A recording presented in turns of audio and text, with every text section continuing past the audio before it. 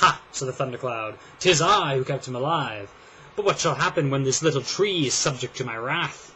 And the thundercloud hurled bolts of lightning, and the tree was hurt and scarred. Many branches fell.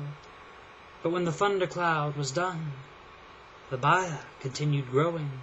"You fools!" said the wind. "None of you has strength to kill such a small thing."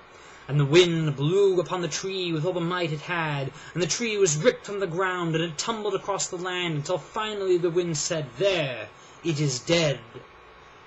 But when the wind was done, the poor tree roused itself again, and stretched its roots into new land, and slowly it righted itself, and began to grow again.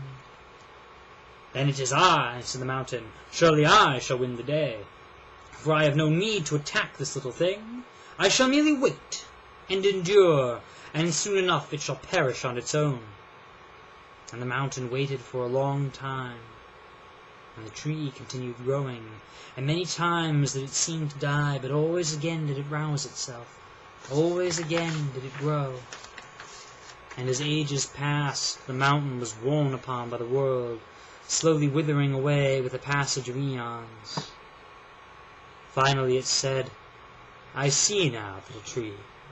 I endure, but I can never regrow like you. You have beaten me in this contest." And all the spirits were shocked, for none of them had proven themselves, even to this simple tree. And they said to the Baya, "How did you do this?"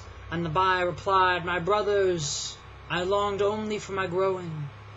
I did not trouble myself with the arguments of spirits, nor did I despair at their attacks, nor did I waste myself in trying to retaliate.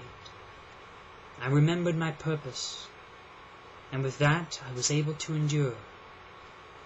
And the spirits were amazed at the Baya's wisdom, and they were ashamed of their cruelty and pettiness. And the Baya tree continued to grow.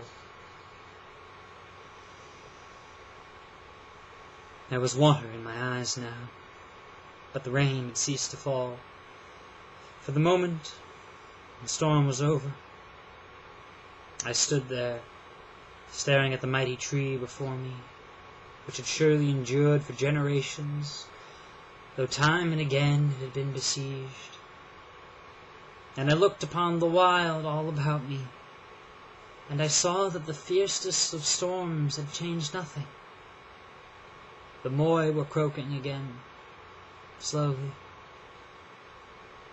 and the trees were growing as before, and the memory of lightning, though still sharp, was fading with the passage of time. They were alive, and I was alive, and all of us had managed to endure. I will not tell you that I knew myself at that moment, or that all my ills were cured by this thought. But it was another small step on a long, long journey. I touched the Baya, and turned away,